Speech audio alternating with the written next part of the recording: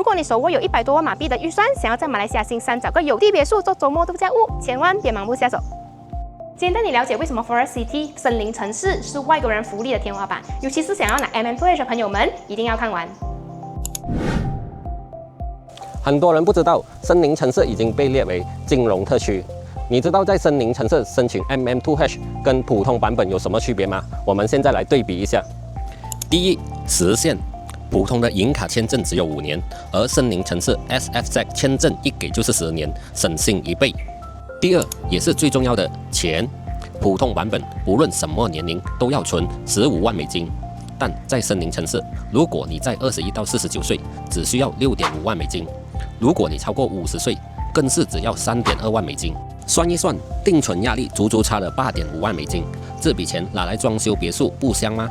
点击链接联系我，了解森林城市房产配套，开启你移居第一步。